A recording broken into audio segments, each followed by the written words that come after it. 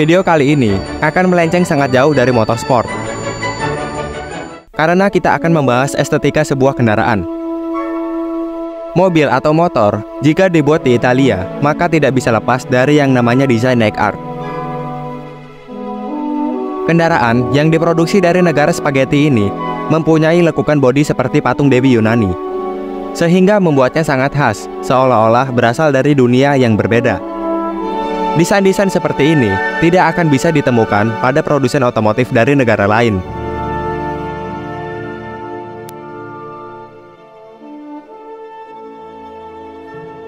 Di Italia, seni rupa adalah bagian besar dari budaya. Mobil ataupun motor bagi orang Italia tidak berbeda dengan fashion, makanan, arsitektur, even wanita. Pertanyaannya, dari mana semua eksotisme ini berasal?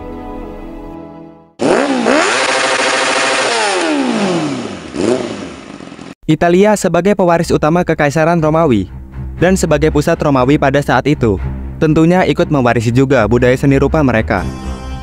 Perkembangan seni di Republik Romawi terjadi pada Perang Makedonia 214 sebelum Masehi sampai 148 sebelum Masehi.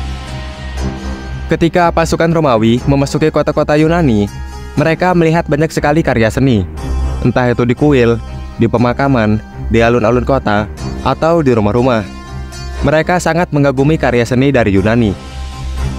Tentara Romawi pun mengambil banyak karya seni tersebut, baik dengan cara membeli, menjarah, atau kadang memperolehnya dari orang Yunani sebagai hadiah.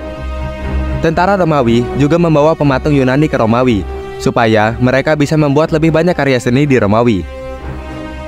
Seniman Romawi lalu menggabungkan gaya seni Yunani dan gaya seni Etruria, yaitu sebuah gaya seni yang sudah ada di Romawi jauh sebelum Republik Romawi melakukan invasi ke Yunani. Kemudian masuk pada zaman Renaissance, di mana terjadi revolusi budaya dari periode abad pertengahan ke periode modern lewat seni. Munculnya revolusi budaya melalui seni dimulai di Florence, Italia, saat warga dan keluarga kaya di sana mendukung keberadaan intelektual dan seniman. Di antara keluarga kaya yang aktif mendukung gerakan ini adalah keluarga Medici.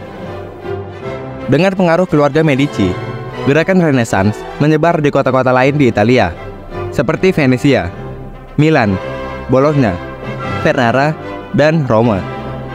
Dengan support keluarga Medici ini juga, lahir seniman berpengaruh di dunia, di antaranya Michelangelo, Leonardo da Vinci, Raphael, Botticelli, dan lain-lain. Pengaruh dari para seniman di zaman Renaissance tersebut kemudian memunculkan desainer-desainer otomotif terkemuka di abad ke-20, seperti Battista Farina, Giorgetto Giugiaro, Ugo Zagato, Marcello Gandini, Giovanni Bertone, Horacio Pagani, Massimo Tamburini, dan masih banyak lagi yang lainnya. Para desainer yang gue sebutin tadi adalah bapak dari rumah desain Italia yang menaungi beberapa pabrikan sekaligus.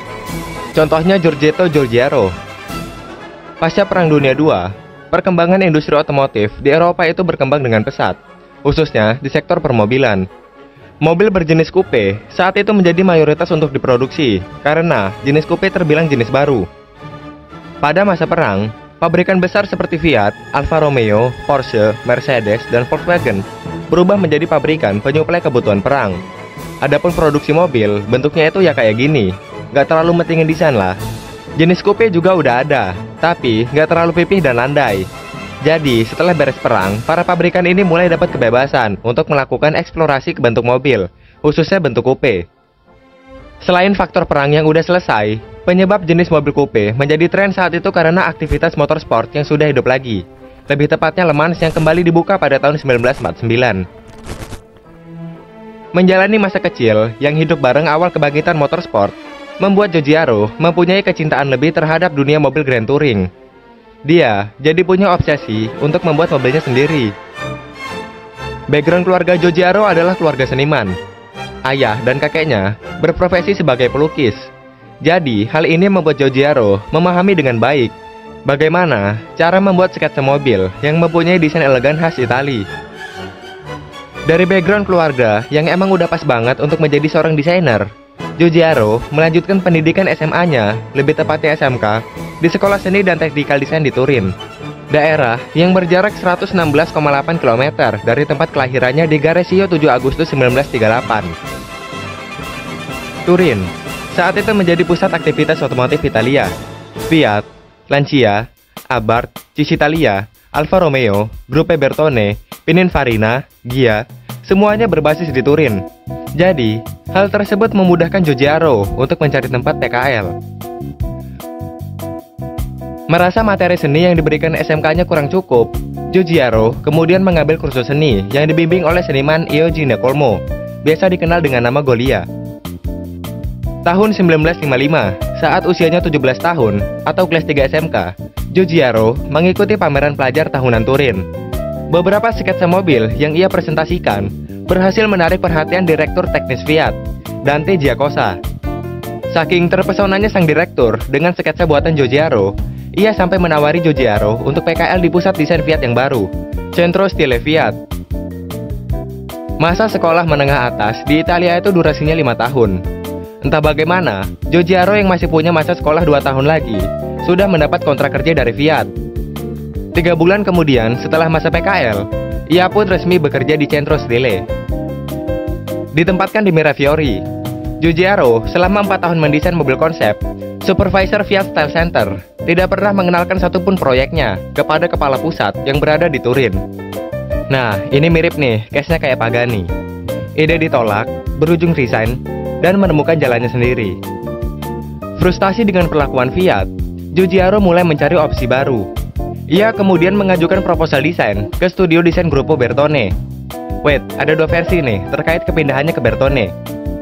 Versi pertama, pertemuan Giugiaro dan Nuccio Bertone itu di Turin Motor Show 1958, di mana Nuccio melihat sketsa Giugiaro dan langsung membacok Giugiaro dari Centro Stile Fiat. Kemudian Nuccio memberikan desain percobaan. Dari percobaan itu menghasilkan sketsa desain yang menjadi Alfa Romeo 2000 Sprint. Versi kedua, sewaktu masih di Fiat, Giugiaro mengirimkan proposal desain ke Bertone, yang isi proposalnya itu berbentuk sketsa desain yang bakal jadi Alfa Romeo 2000 Sprint. Ya, endingnya tetap sama sih. Giugiaro tetap pindah ke Bertone dan sketsa desainnya jadi mobil beneran. Di Bertone, Giugiaro menempati posisi chef desain konsultan, menggantikan Franco Scaglione yang masa kontrak eksklusifnya telah berakhir. Selama 7 tahun bekerja di sana, dari tahun 1959 sampai tahun 1965, Giugiaro sudah menangani 12 pabrikan. Dan di antara 12 pabrikan itu, karyanya yang bikin kami terpesona adalah Chevrolet Testudo. Mobil konsep yang bentuknya paling masuk akal untuk diproduksi di antara mobil konsep 60-an lainnya. Tidak hanya kami yang terpesona dengan mobil ini. Pers yang melihat langsung Testudo di Jenewa Motor Show 1963 juga sama halnya. Namun, pada akhirnya mobil ini tidak masuk list produksi oleh General Motors. Walau tidak diproduksi oleh GM, desain Giugiaro tersebut menjadi inspirasi desainer lain dan berhasil menjadi mobil produksi, seperti Lamborghini Miura Marcello Gandini, Porsche 928 Anatole Lapine, dan Ferrari Daytona Leonardo Fioravanti. Bisa dibilang, Giugiaro sudah mendapat kesuksesan di Bertone. Tapi, tetap aja, Giugiaro hanyalah karyawan Bertone. Mau sampai kapan jadi karyawan? Sedangkan, ia sudah mendapat pengalaman yang cukup dan sudah merasa mampu untuk berkarir sendiri. Resign pun terpikirkan. 1965, Nuccio Bertone mengontrak Marcello Gandini. Giugiaro gak seneng dengan kehadiran Gandini di tempat kerjanya. Gak jelas alasan gak senengnya kenapa. Entah takut tersaingi atau bagaimana, pokoknya gak seneng aja gitu. Hal ini menjadi pemicu terbesar bagi Giugiaro untuk meninggalkan Bertone. Setelah keluar dari Bertone, Giugiaro tidak langsung membuat studio desainnya sendiri. Ia berlabuh dulu di Ghia selama 2 tahun. Di dalam studio Ghia, Giugiaro bekerja dengan Alessandro De Tomaso selaku pemilik Ghia. Di sini, Giugiaro menghasilkan beberapa desain mobil yang berhasil menjadi dasar estetika mobil Grand Touring selama beberapa dekade. Mobil-mobil GT 70-an sampai akhir 80-an yang bentuk permukaan bodinya datar dan memiliki lekukan sudut tajam, itu muara desainnya berasal dari desain Giugiaro pada Maserati Ghibli AM 115 dan De Tomaso Mangusta. Giugiaro menyebut nama gaya desainnya yang menjadi tren saat itu sebagai folded paper era. Seiring banyaknya evolusi yang dilakukan oleh para desainer lain, folded paper era perlahan mengalami perubahan nama. Namanya kini lebih populer sebagai wedge era.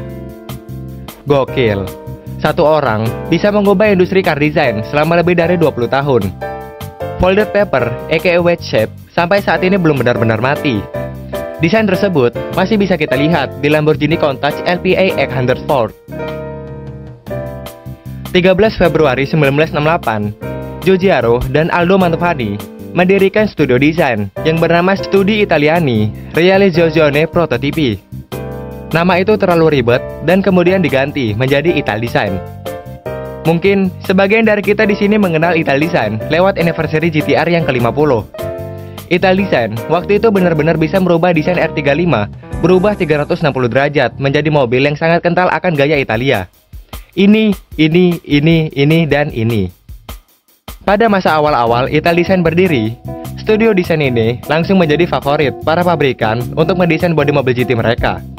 Sebut saja BMW M1, Maserati Merak, dan Lotus Esprit. Pada tahun 99, berkat desainnya yang selalu menginspirasi desainer lain, Giugiaro menerima penghargaan Automotive Hall of Fame, sebuah penghargaan yang diberikan kepada tokoh paling berpengaruh di industri otomotif. Selain Automotive Hall of Fame, ia juga beberapa kali menerima Compasso d'Oro, salah satu penghargaan desain paling bergengsi di Italia. Tentu saja, berbagai penghargaan tadi semakin mengukuhkan statusnya sebagai seorang tokoh desain ternama. Kesimpulan, orang-orangnya yang masih sama sejak ribuan tahun lalu. Proses perkembangan seni yang sudah terjadi selama ribuan tahun juga. Kemudian, membentuk individu-individu yang saling menginspirasi satu sama lain, berkaitan satu sama lain, berguru satu sama lain, lalu menghasilkan keindahan desain yang tiada duanya.